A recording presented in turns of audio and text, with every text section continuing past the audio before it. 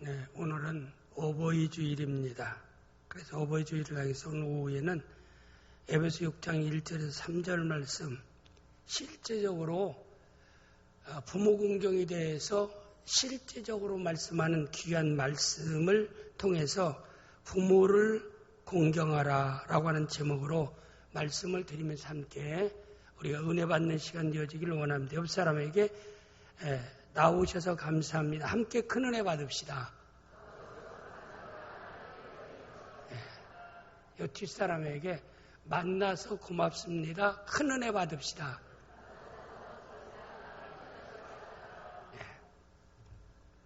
해마다 5월 8일은 나라에서 어버이날로 지정해놓고 또 어버이날로 지키라고 하고 국회에서도 어느 국회의원이 우리 국회에 통과를 해서 국경일로 지정하자.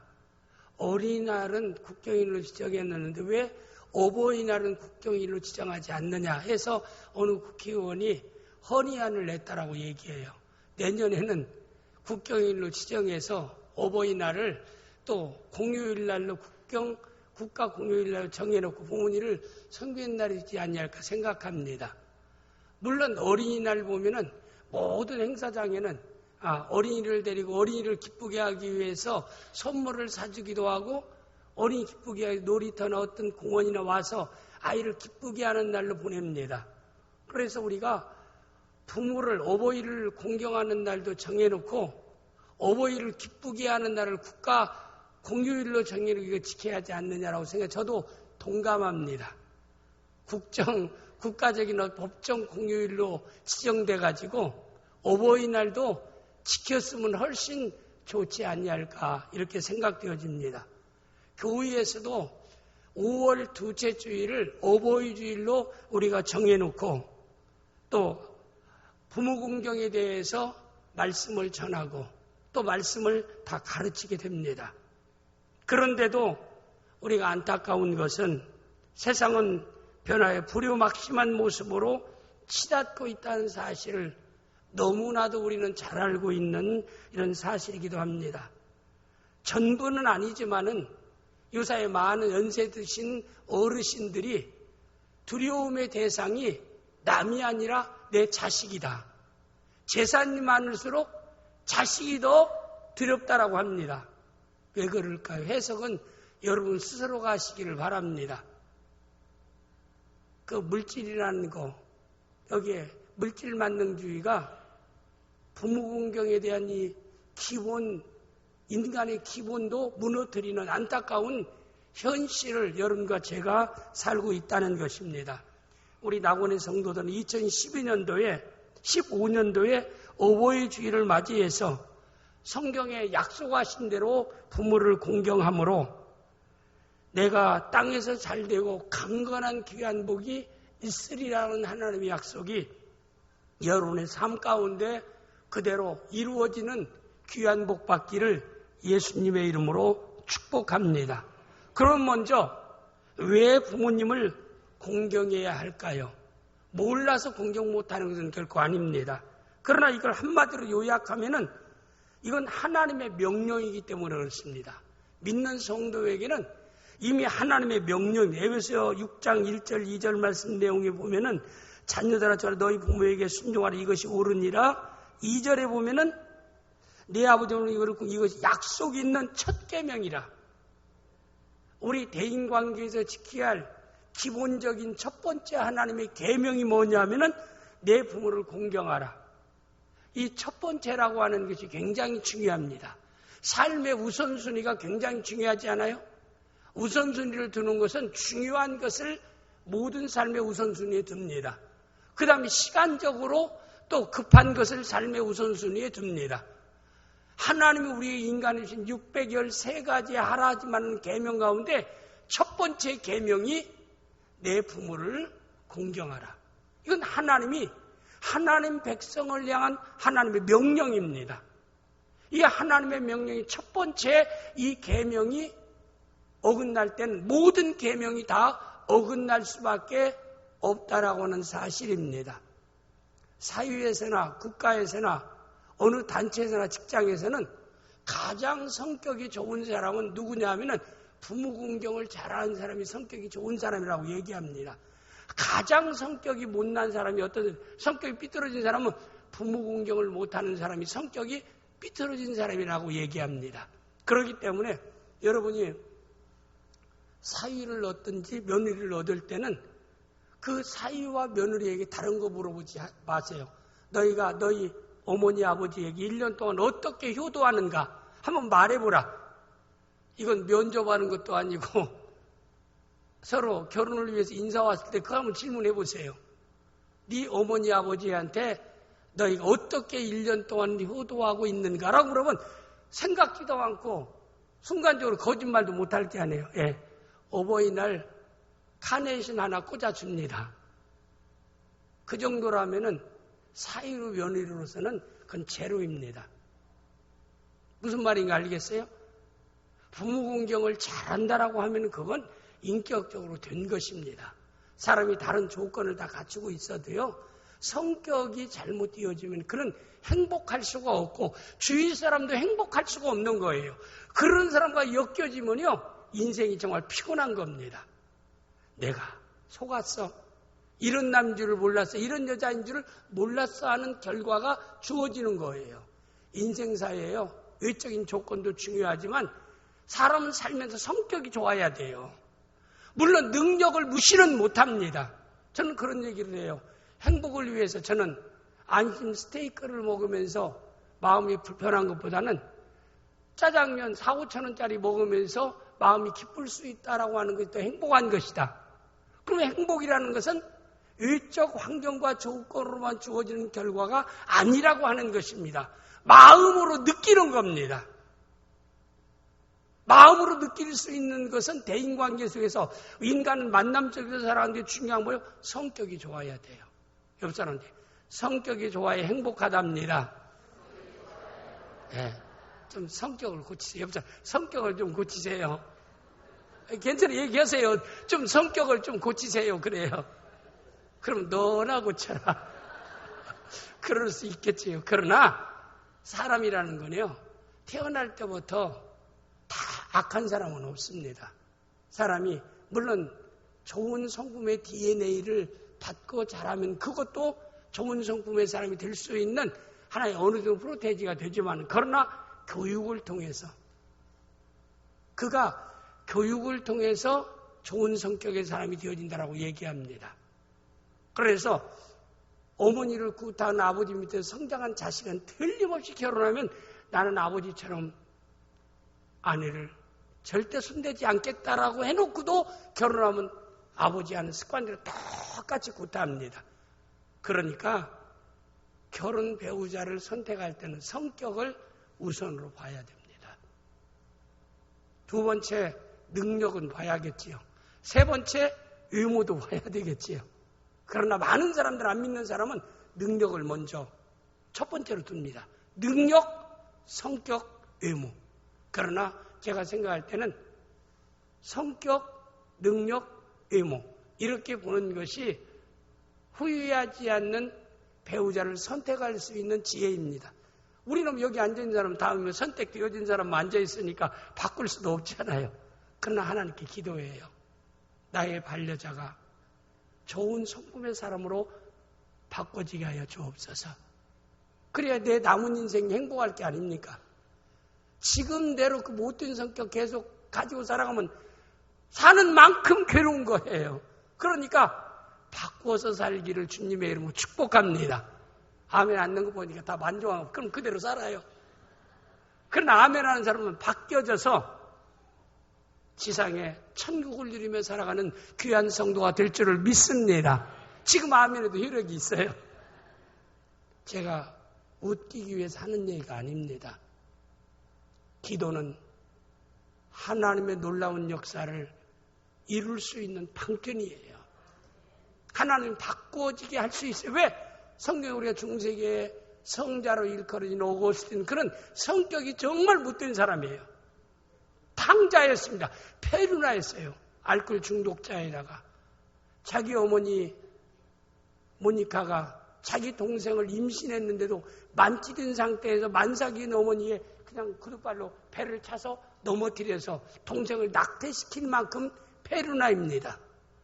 그런데도 모니카는 아들을 위해서 눈물로 10년 이상을 기도할 때 하나님이 그런 페르나 오거스틴을 성격적으로 바꾸는 놀라운 역사, 기적의 역사가 있었던 것입니다. 사람은 할 수 없어도 하나님은 하실 수 있는 줄을 믿습니다. 옆 사람, 사람은 할 수 없어도 하나님은 하실 수 있답니다. 네, 여러분이 못 고쳐도 하나님은 고쳐요. 여러분이 할 수 있는 건 뭐예요? 기도하는 겁니다. 믿고 기도하는 겁니다. 마가복음 11장 24절에 무엇이든지 기도하고 구하는 것은 받은 줄로 믿으라. 그리하면 너희에게 그대로 되리라. 자꾸 현재 나쁜 성격의 배우자를 생각하면서 기도하지 말고 바꾸어진 배우자의 성격을 마음에 담고 하나님 앞에 믿음으로 기도해서 기도하는 대로 좋은 성품의 사람으로 남은 여러분의 생애가 지상천국을 누리며 살아가는 하나님 나라를 누리며 살아갈 수 있는 복된 생애가 되어질 수 있기를 주님의 이름으로 축복합니다. 부모 공경을 왜 해야 돼요? 하나님의 명령이기 때문에. 그리고 또 하나는 인간의 기본입니다. 그뿐만 아니라 부모님에게 은혜를 입었기 때문에 그래요. 은혜를 입었으면 은혜를 갚아야 될 게 아닙니까? 자식된 도리로서 부모의 은혜를 입었다면 그 은혜를 갚는 것이 만물의 영장인 하나님의 형상대로 지음받은 인간의 기본 삶입니다. 에베소 6장 1절 2절 말씀에 자녀들아 종 안에서 너희 부모에게 순종하라. 이것이 옳으니라. 이것이 옳으니라. 부모 공경을 잘하는 것, 그리고 내 아버지와 어머니를 공경하라. 이것이 약속 있는 첫 계명이니 여기 내 아버지와 어머니를, 우리 부목사님은 낮에는 어머니만 얘기했지 아버지 얘기가 없다라고 얘기하는데 성경에 보니까 하나님이 어머니보다는 아버지를 먼저 얘기했어요. 내 아버지와 저는 여기 소망을 갖습니다. 그렇지 않아요? 성경에 세상이 무슨 말을 했든 누가 무슨 정철이 무슨 일 누가 무슨 말해도 그게 중요하지 않아요. 하나님 말씀에 뭐라 했어요?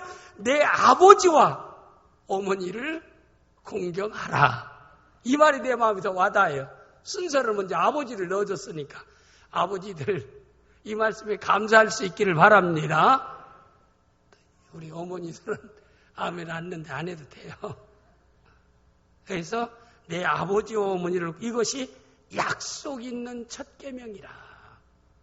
하나님의 계명뿐 아니라 하나님이 우리에게 부모라고 하는 은혜를 수여하는, 우리에게 은혜를 베푸는 부모님의 은혜를 다 입었기 때문입니다. 요새 일어난 사건 중에 하나가 실화가 터키 지진 사건 가운데서 일어난 어떤 일입니다. 터키에 지진이 발생한 직후에 구조팀들이 폐허가 되어 있는 어떤 마을에 가서 젊은 여성이 살던 집 주변에서 생존자를 찾기 시작했습니다. 폐허된 흙더미 속을 옮겨 놓는데 흙더미 속에서 한 젊은 여성을 발견하게 됩니다. 그런데 자세가 움켜에 앉아 있는 자세예요. 그래서 가까이 가면 이미 쌓아놓은 시신이 되어진 상태인데 그대로 웅크리고 앉아 있어요. 그러니까 구조팀들은 이 사람은 죽었구나. 다른 생존자를 찾기 위해서 다른 또 집으로 옮겨가는데 구조팀장이 좀 이상한 느낌이 있어요. 저 젊은 여성이 웅크리고 앉았을 때는 뭔가 있지 않겠는가라고 하는 이상한 느낌이 있어서 빨리 팀장이 돌아와서 웅크리고 앉아있는 어떤 공간을 확보하고 있지 않느냐 해서 어린아이가 있지 않는가 생각해서 밑에를 흙더미를 치워보니까 그 안에는 예쁜 담요로 생후 3개월 된 아이를 안고 있고 아이는 못 모르고 그 안에서 새근새근 잠자고 있었습니다. 그래서 구조팀장이 여기 아이가 있습니다 라고 얘기하니까 주위 사람들이 다시 와서 그 싸늘한 시신이 된 그 어머니와 그 밑에 공간을 확보한 그곳에서 담요에 쌓인 3개월 아이를 이렇게 찾아냈습니다. 그런데 그 아이는 건강한 상태였습니다. 그래서 아이의 상태를 확인하기 위해서 담요를 옆으로 제끼자마자 담요 속에 스마트폰이 하나가 나옵니다. 그리고 거기에 문자가 거기에 찍혀 있는데 문자 내용을 보니까 아가야, 만약 생존하거든 엄마가 너를 사랑했다는 것을 꼭 기억해 다오. 이런 문자가 딱 아가야, 내가 살게 되면은 엄마가 너를 사랑했다는 것을 네가 잊지 마라 다오. 이 한마디가 딱 확인해 보니까 그런 녹음이 있었다라고 합니다. 그래서 그 문자를 확인한 구조팀들이 그 자리에서 눈물을 흘렸다라고 얘기합니다. 지진에 자녀를 살리기 위해서 희생된 터키 어머니 한 분만의 이야기이겠습니까? 이 땅에 사는 모든 부모의 마음은 사랑하는 자녀를 위해서는 아마 생명까지라도 내어놓을 수 있는 그런 마음의 각오와 마음의 자세가 모든 부모님들 마음속에 있게 되는 줄을 압니다. 1951년 1.4.5태 전후에서 그 당시에 미 항군의 즉 1.4.5태를 위해서 유엔군이 참전해서 그 1.4.5태의 진화를 담당했던 사단장이 그게 한 1월 달인데 추운 날 자기가 사단에서 자기 집차를 타고 어느 장소로 이동해 가는데 갑자기 다리를 건너가는데요. 시동이 다 꺼지는 거예요. 근데 아차, 거기 기사하는 분이 충분히 연료를 넣고 출발했어야 하는데 연료를 넣지 못하고 갑자기 출발한 거예요. 그러다 보니까 기름이 다리 건널 때 딱 기름 떨어지는 거예요. 그러니까 어쩔 수 없이 무전기로 수송부로 얘기해가지고 빨리 기름을 어디로 보내달라라고 얘기합니다. 그래서 그때 그 사단장이 좀 소변도 볼 겸해서 차에서 내려가지고 다리 옆으로 지나다 보니까 다리 밑에서 아이 울음소리가 희미하게 들려옵니다. 하도 이상해서 들어가 보니까 그 다리 밑에 여자가 속옷 하나, 얇은 속옷만 하나 있고 움켜려 있는데 그 안에 옷에 계속해서 어머니의 겉옷에 이렇게 휘말려가지고 안에 안고 있는 것이 보입니다. 그래서 가까이 가보니까 이렇게 건드리니까 그대로 쓰러지는 거예요. 근데 완전히 아이를 품에 앉은 채로 그대로 동사한 겁니다. 근데 그 안에 품에는 아이가 생존해 있었습니다. 사단장이 그를 자기가 데려와서 미국에 다시 들어갈 때 그 아이를 자기 양아들로 그가 입양해가지고 미국에 들어갔어요. 그래서 그를 정말 잘 키웠습니다. 이제는 20대 청년이 됐어요. 미국 사회에서 그래도 이제는 좀 훌륭하게 잘 키웠어요. 그럴 때 성장했을 때 그 양아버지가 사단장이 그 청년, 한국 청년 입양된 아이에게 얘기합니다. 지나간 20몇 년 전에 한국전에 참석했을 때 너희 어머니가 이렇게 너를 살렸단다. 그리고 너희 어머니 시신이 어디에 묘를 우리가 만들어 놨단다라고 얘기해서 확인하기 위해서 또 겨울에 그 양아버지 양어머니와 함께 잘 성장한 한국의 그 청년이 같이 한국 땅에 왔어요. 그래서 그 장소를 찾아가 보니까 거기에 묘역이 거의 폐허되기 묘역이 있습니다. 근데 그날 눈이 덮여 있는 상태예요. 그래서 이 아들이 그 양아버지 양어머니에서 눈을 다 옆에 쓸고 난 뒤에 그 다음에 자기가 입고 갔던 겉옷을 다 이렇게 벗어서 그 묘지 위에다가 이렇게 덮어놓고 그가 울면서 어머니 그때 얼마나 추우셨습니까?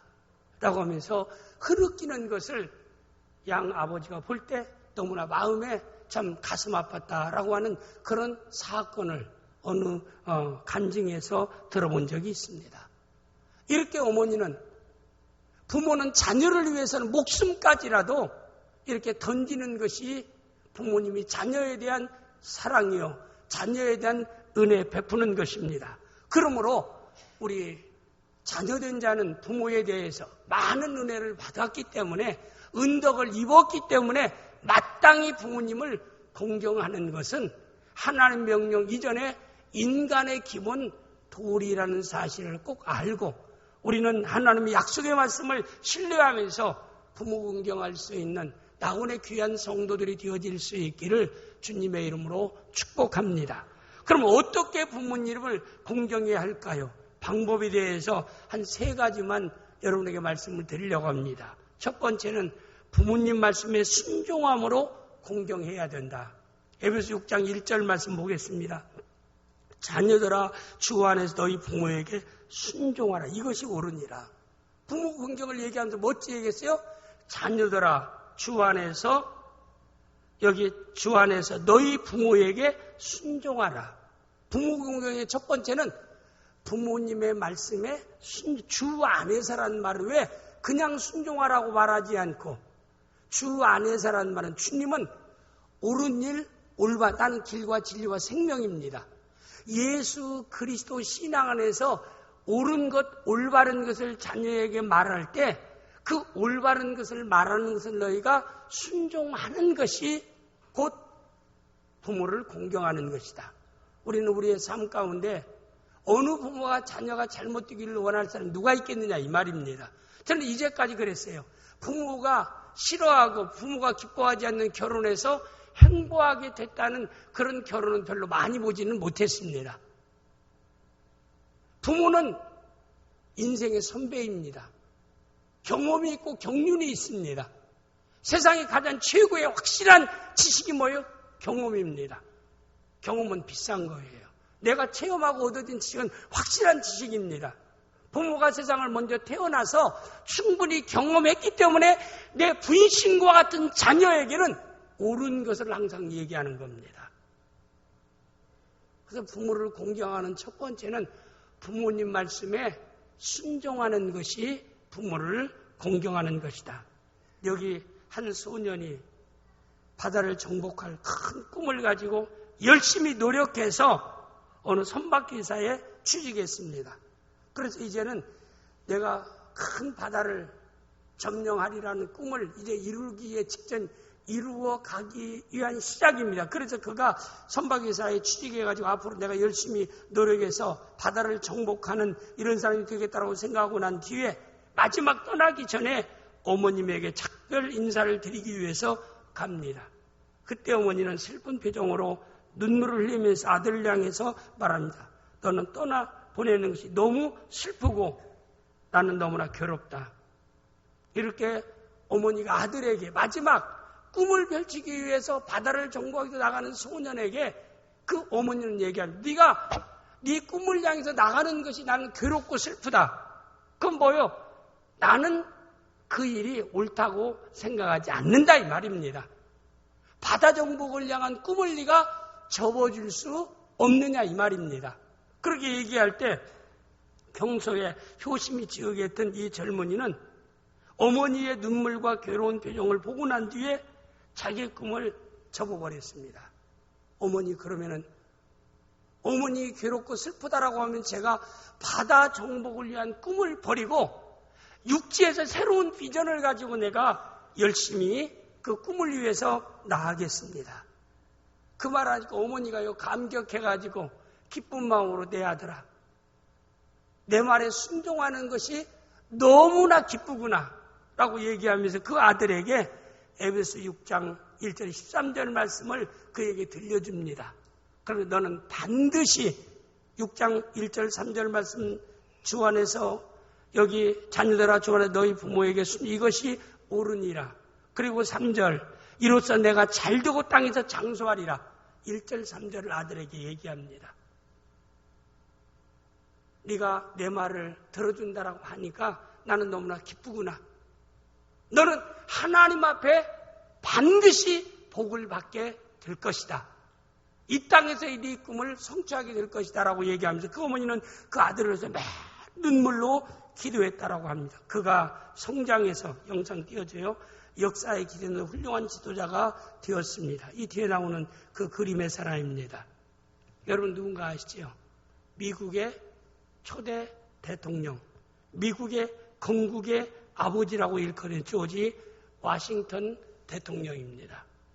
그가 만약에 바다 정복을 향해서 나갔다면 항해사나 선장 정도가 됐겠지요.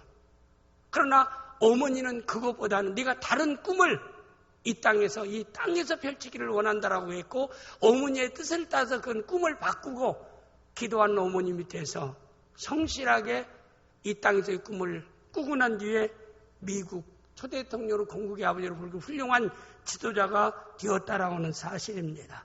그래서 우리가 부모 공경을 어떻게 해야 되는가라고 하는 것은 부모의 말씀에 순종하는 것이 부모를 올바로 공경하는 것이다. 여러분과 저는 어느 부모나 자녀에게 옳은 것을 얘기하는 겁니다. 바른 것을 얘기하는 겁니다. 여러분 생각이 약간 이해되지 않고 틀렸다 한다고 생각한다 할지라도 충분히 부모의 말씀에 따라서 나와 상충된다라고 하면 부모에게 이해를 시켜드리고, 그리고 부모님이 이해되지 않는 한 부모님 말씀에 따르는 것이 올바른 부모를 공경하는 것이라고 하는 것을 성경에서 우리에게 말씀하고 있습니다. 할 수 있는 대로 부모님의 주 안에서 말씀하는 모든 말씀에 순종함으로 공경하는 성도들이 되어질 수 있기를 주님의 이름으로 축복합니다. 두 번째 올바른 부모 공경은 부모님에 대하여 중심으로 존경하는 것이 부모를 공경하는 겁니다. 잠언 23장 22절 말씀 내용에 보면은 너를 낳은 아비에게 청종하고 내 늙은 어미를 경히 여기지 말지니라. 그리고 여기 말씀 가운데 보면은 청종하고 어미를 경히 여기지 말라는 말의 뜻은 내 부모를 경히 여기지 말라. 이 말은 뭐냐면 존경하라 이 말입니다. 형식적으로 부모님을 공경하는 것이 아니라 중심으로 부모를 아끼고 사랑하고 귀하게 여기라는 뜻입니다. 아끼고 사랑하고 부모님을 귀하게 여기는 것이 곧 존경하는 것이다 라고 하는 것입니다. 중심으로 부모님을 존경하는 마음을 부모님은 확인될 때 기뻐하시는 것입니다. 할 수 있는 대로 늙으신 부모님, 힘이 떨어진 부모님을 존경하는 것, 이건 때로는 쉬운 일은 아니라 할지라도 부모이기 때문에 존경해야 됩니다.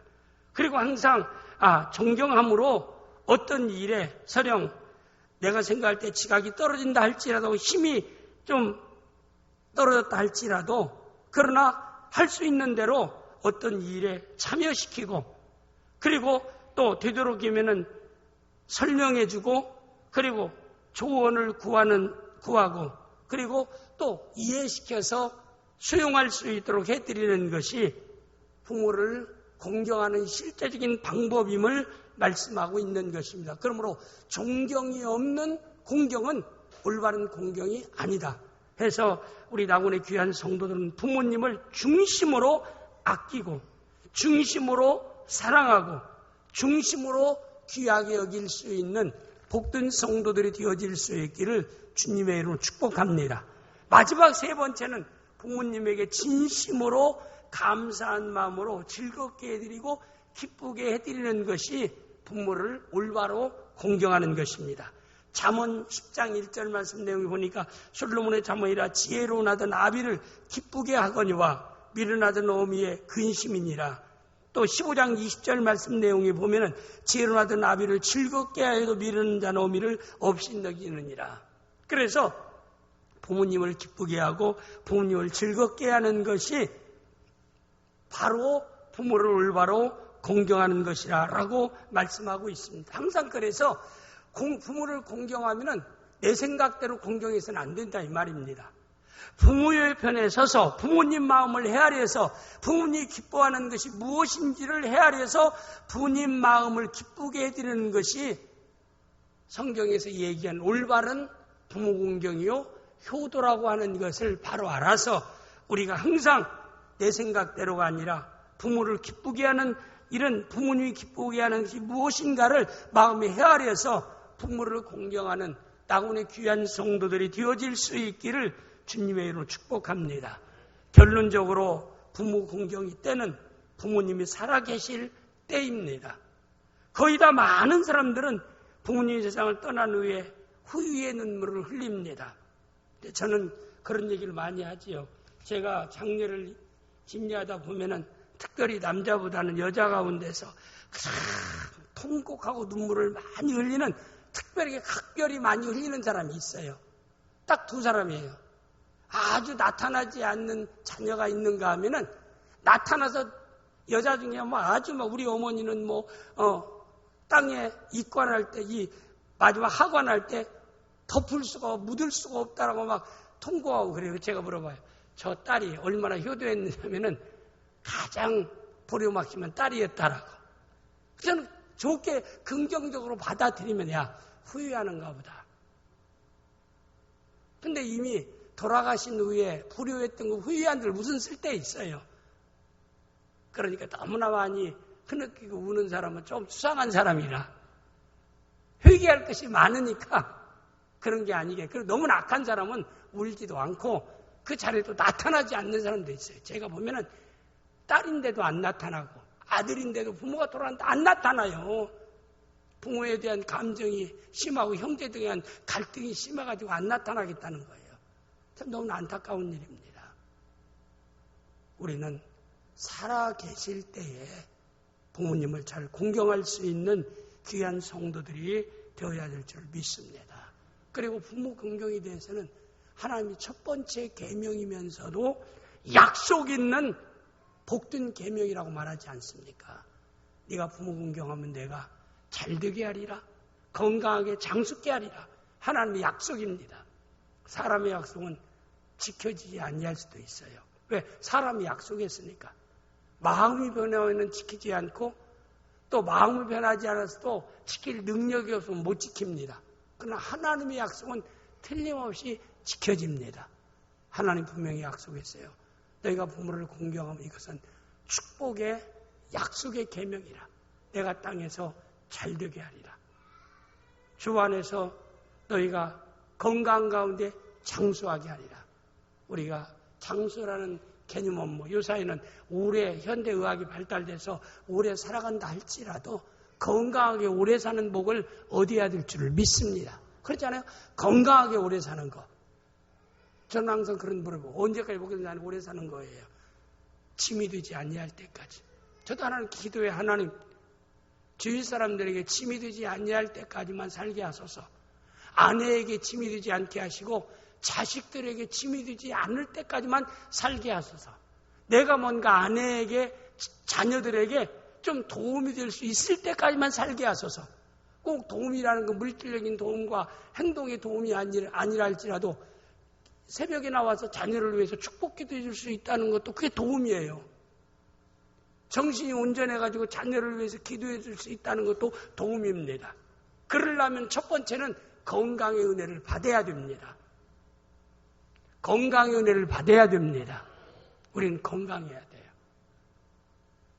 그래서 저는 우리 낙원의 천 성도들은 건강하게 9988다 3, 4일 안에 천국 갈 수 있기를 주님의 이름으로 축복합니다. 야, 99세까지 살려면 여러분 아직 멀었네. 우리 6.25 전도이 아직 멀어서 지금 턴도 안 했네, 아직. 턴도 안 했어. 99세까지는 턴도 안 했잖아, 6.25 전도이가. 반절도 못 살았어요. 아직 소녀입니다, 소녀. 지금 현재 여러분이 살아야 할 이 땅의 생애입니다. 우리는 얼마 사느냐가 중요하지 않아요.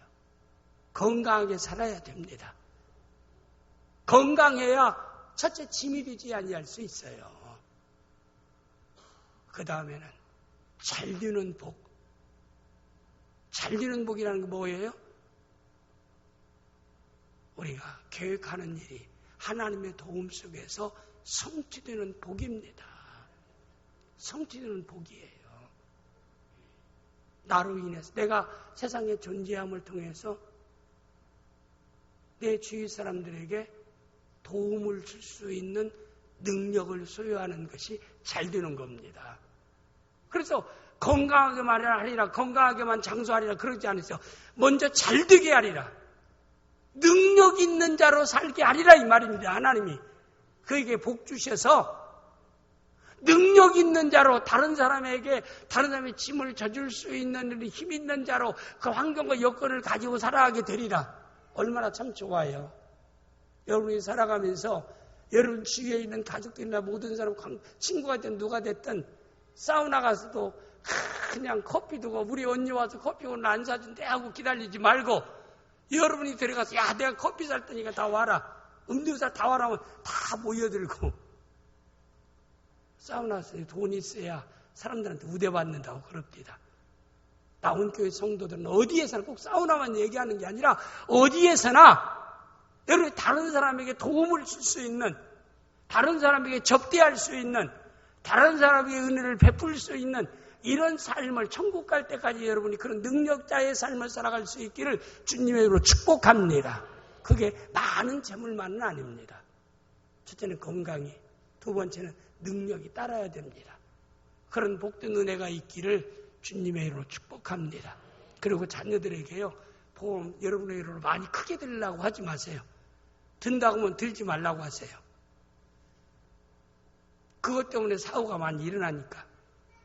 그거 들게 되면 빨리 왜 안 떠나시나 이렇게 생각할 수도 있어요. 왜? 당장에 경제적인 문제가 있으니까. 정말 우리 나훈의 귀한 성도들은 오늘 이 말씀대로 하나님의 첫 번째 계명대로 부모를 온전하게 제가 말씀한 그대로 순종함으로 공경하고, 그리고 중심으로 아끼고 사랑하고 귀중하게 여김으로 존중함으로 공경하고, 그리고 부모의 마음을 기쁘게 하고 즐겁게 함으로 부모를 공경하는 나훈의 귀한 성도들이 되어서 하나님이 약속하신 첫 번째 계명의 약속의 복이 주 안에서 건강하고 장수하고, 그리고 뭐든지 잘 되는 능력 있는 환경과 조건을 가지고 살아가는 복된 성도의 삶을 살아갈 수 있기를 주님의 이름으로 축복합니다. 기도하겠습니다.